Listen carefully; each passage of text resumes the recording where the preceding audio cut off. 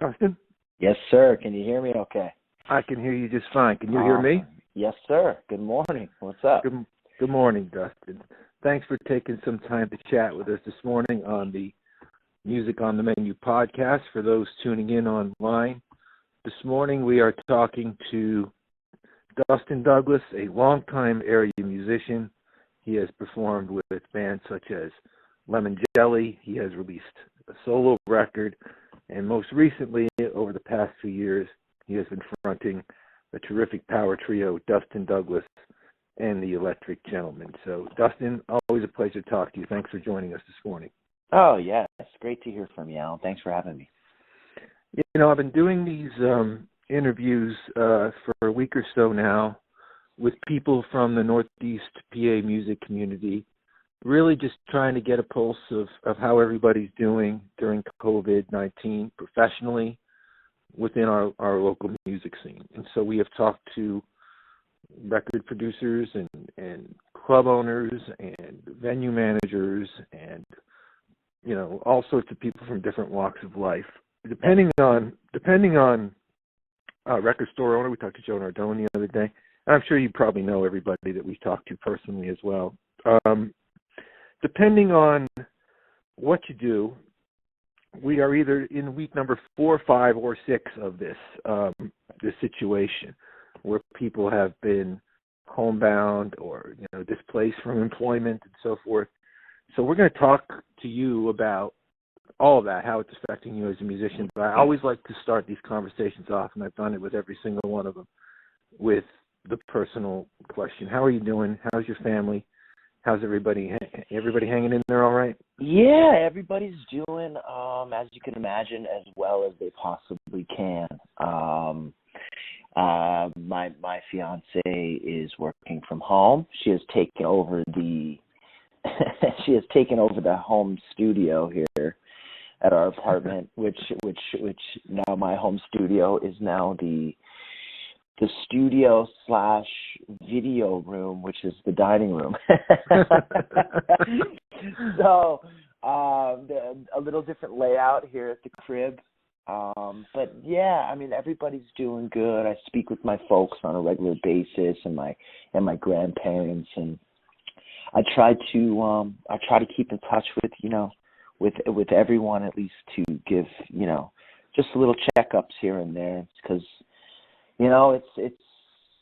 it'd be different if we were all dealing with different aspects of it, but literally we're all in this together, and so just trying to make the most of it, but hoping you and yours are doing well as well, man.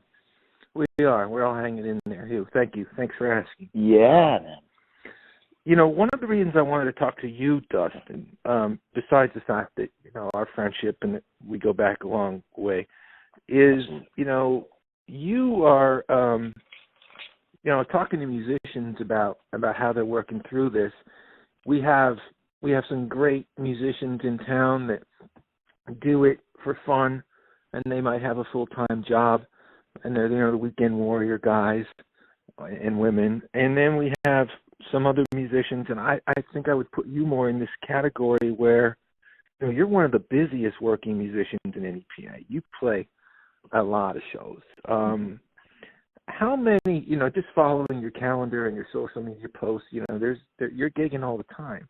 Right. How many shows per year do you usually play, would you say? Oh man, I mean, it's been averaging. I mean, I play a good at least 3 to 4 times a week. That's what I thought. So you're looking at somewhere between 150 and 200 shows. Yeah, it's usually between 200 to, on an even busier year, 250 to 3, for sure.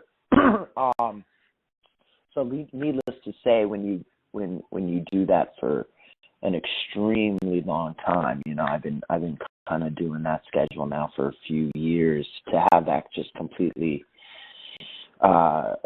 stop and take a pause, it's definitely interesting.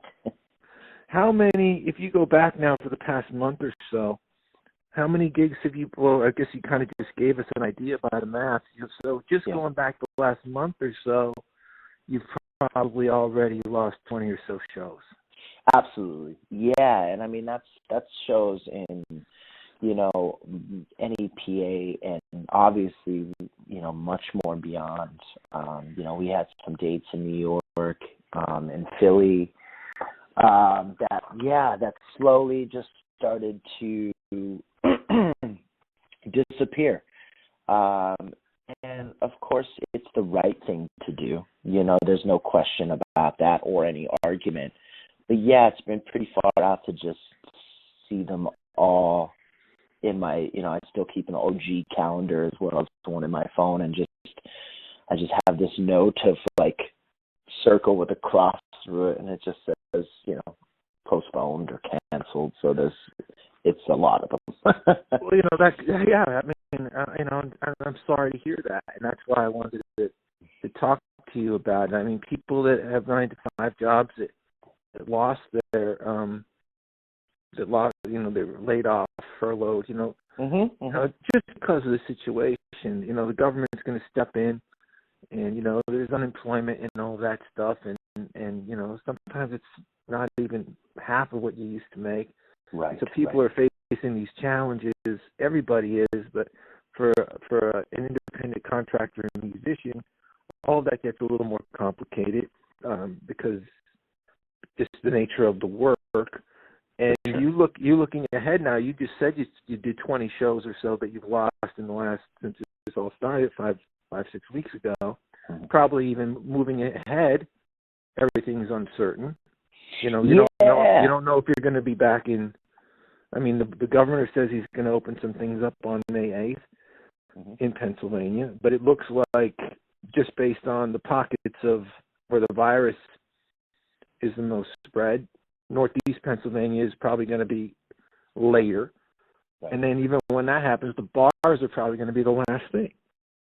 And so, yeah, I mean, I feel that what I do, and what us as performers and musicians do, we rely on large crowds, hopefully,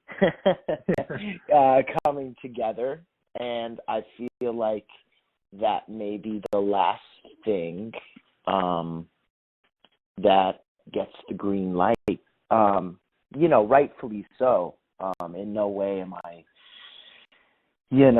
I've been doing I've been doing pretty good at just the social distancing thing and hanging out at my house here and spending time with my family. But I think there's going to be a strange period, and this is just me personally, where on paper it says it's okay to go out, but I think there will be a period where people are still scared to go out, and so all you really can do is just, I think us as musicians really are, we've either once or still are used to not making that much money. So, and we're also really good at adapting. So I think that for the most part, I think we're all I think the industry is adapting to this in such a way where I think these online concerts and all this stuff, I think that's not going to go away. I think that's going to eventually someday be in addition to the live stage. So there's just a new thing that's occurred, I think when you say, when we put out a new record or I put out a new record, I think on the list of things to do, promotional, will be online concerts now, So it's kind of far out to, I mean, I work in a business that changes every day. There's no book.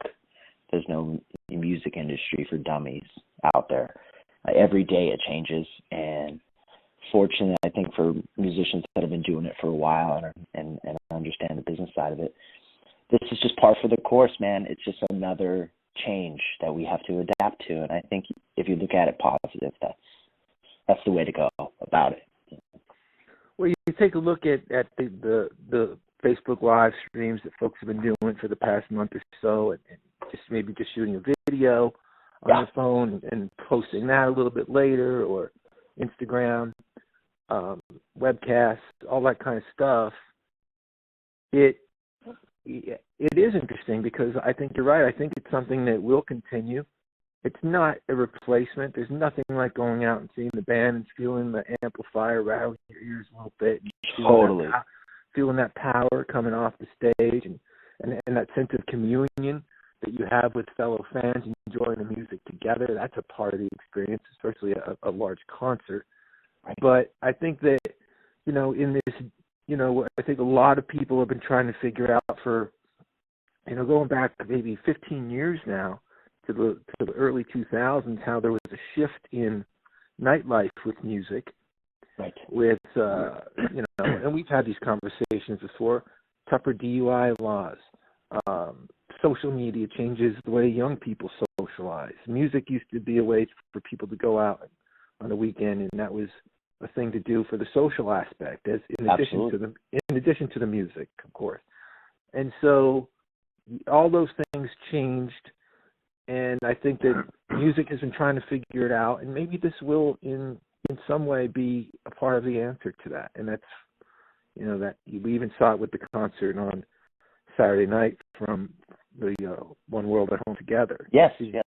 On the highest level, the Paul McCartneys and Elton Johns and the Rolling Stones doing this and people enjoying it. So not a replacement by any means, but not a replacement. I was joking with another musician friend of mine. I said, "Oh, cool, man! It's just another thing we're going to have to do to get paid the same amount." Well, that's the one thing, Dustin. I mean, when you talk about the concerts being postponed, and they're using that word for almost all of them. I think Bon Jovi finally just announced yesterday, the day before, they're canceling the tour because they want people to get the money back. But some of these other artists are hanging on to the promoters and the venues. They're hanging on to that cash just in case that show comes back. And it's the same thing with sporting events. I was just talking to my dad. He's got tickets for a Yankee game in Baltimore in June. And he said, I think I'm going to see if I get my money back because I don't think they're going to be playing them. And B, I'm not comfortable going. And so that's a whole other thing. A postponement is totally different. But for those shows that you guys have lost at the bars and the clubs, that money's not coming back. Right. I mean, that club might have you back because they were going to have you back anyway in 3 more months. Exactly.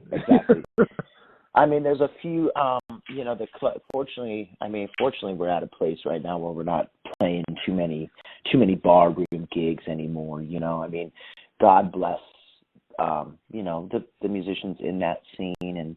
But I mean, it was festival season, so there was a number of festivals and that, have been postponed. And, I think everybody's hoping for the best, but just this morning I'm here, doing work and doing rescheduling, and I think the rescheduling process is going to be a whole other complication on its own because, a lot of things are going to be rescheduled for the same date, and there's going to be, so really, my heart goes out to people that are on the scheduling aspect of things too, because it's going to be quite a disaster.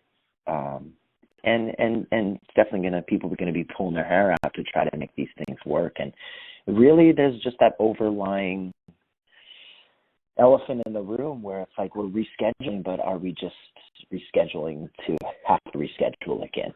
That's the challenge too. I mean, we talked about that with some of the other folks. AJ Jump was on, and we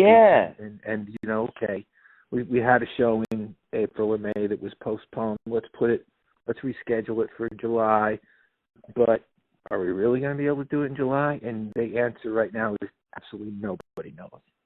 So that's incredibly challenging. And you, of course, you work at Music Around. So right. So I have like a side gig at a guitar shop, and when I'm not on the road playing, I'm there, and that's been closed up now for 5 weeks, and there's a lot of traffic that goes through that store. And of course, I think probably online sales will kind of go, open up first. And but there's just so much uncertainty, and everybody, fortunately everybody in my life, wants to be smart, wants to be safe, and isn't putting up a fight. Because shit, man, I mean, no one who would have thought? But I would hope that the music store would be something that maybe toward closer to May 8th would open, because there's 2 or 3 employees, and maybe a few people at a time coming in and browsing, looking at some instruments, but probably never more than 8 or so people at a time. So I would hope that would be okay. Yeah, for you guys. There's definitely been times when that situation is packed, but I mean, it's definitely easier to control. You know what I mean? Only so many people in the store at a time. Minimized hours, minimized days. There's ways to go about that, and I'm sure that I'll be in talks of how to do that, and we're gonna do it smart. And that's just all we could do, is just be smart, and because none of us want to A, get it, or B, have any of our loved ones get it. It's as simple as that. I think that's the most important thing for you're a young guy, you're a healthy guy. Right. The chances of you dying from COVID-19 are small. We know that. Right. But you passed it. You mentioned touching base with your grandparents when we first got on the phone. Yeah, that's something that's the selflessness of this that is really admirable, that so many people are thinking the right way along those lines. Right. Oh, for sure. And that's what's great about it, kind of our circles. Like we're all kind of like-minded in that way, Have you heard from any of the like a festival that has maybe you were on the bill for this summer, and they've given you a date for maybe a September or anything? Have you had any kind of conversations like that, or is everybody still holding off? Yeah, I mean, there was a great blues and brews and barbecue festival in Allentown that we were a part of. That's the one that just comes to mind because I was just in contact with them these last 2 days. And that was in late June. So they haven't rescheduled the date, but obviously they're looking at I just feel like if things go the way they do, is August and September are going to be quite the busy months. Yeah. But again, on a larger scale, and these larger festivals and the Live Nation festivals and stuff, it's like, people have to take off work for these things, and they already had it in their book to do it. And if you're going to back-to-back festivals, and it's just quite the messy situation. It is. I talked to, I've done one of these with Ann Rodella from the Kirby Center, and I spoke to Will about it, and I definitely would not want to trade places with the booking end of things, because it's hard enough to book yourself, and kind of, the ping pong of booking national acts. Oh, forget about it. Yeah. God bless them. I guess the one saving grace we have here in the Northeast is, in some parts of the country it will be easier because of weather. You could reschedule a summer event in California for November if you have to. But of course. We could go, I guess, up until maybe late October here with some of these outdoor festivals and still have it maybe work. It's dark earlier, but that's one thing, that we can consider. I saw something that you posted yesterday on your social media, and it really hit home. And it was just a simple, I think it was one sentence you put, and you said, can't wait to get back out there and play with my friends again. Yeah. You must really miss Tommy and Matt, your bandmates. Yeah, man. I mean, I have the opportunity to play with a lot of my friends and to make music with a lot of my friends, aside from those 2 dudes who are my brothers. And, I think we've all been kind of going through, us as musicians, going through our catalogs and our videos of stuff that we could post. And it's really, it's fun to do that. And I don't know, I'm really trying to look on the positive side of this and I don't think in our lifetime will we ever see the world get paused again. It's just a huge pause button. And I think if you spin it and turn it into a positive thing for you to kind of slow down your life and, evaluate where you're at and what you want to do, it's this could be a beautiful time for that, man. But yeah, I just can't wait to play music with my friends and to, I think a lot of music is going to come out of this. I think once everything starts rolling, there's going to be a lot of records to talk about. Well, that was my next question for you. I mean, literally, this is a time where people are catching up on movies and maybe cleaning out the garage and the attic. Yes. And today, the last couple of days have been kind of cold, but we had a couple of real nice days in the last few weeks. So people got their yards started and so forth. But for a musician, I guess being able to sit and entertain yourself, if nothing else, with a guitar and maybe come up with some songs or just, have some fun playing some Zeppelin riffs or whatever it is you want to do. That must be a real blessing at this time. It's definitely more fun than if I didn't play guitar and I was kind of just a normal Joe, but there's enough guitars here to keep me occupied for quite some time.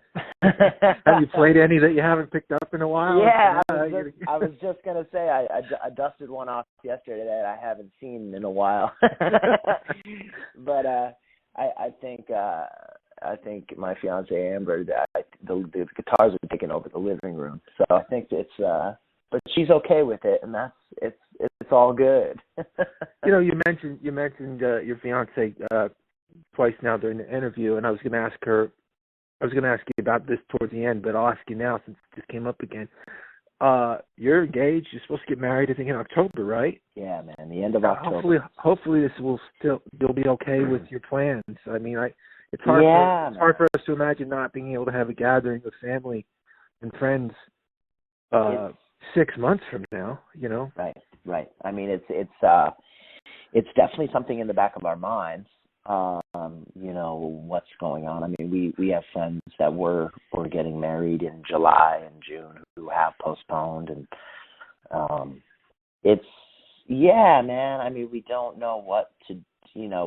Everything's a green light as of now, but you keep it in the back of your mind, and you just hope for the best. I mean, again, I just, whether it's wisdom and age, I mean, there's really nothing you could do about. There's nothing.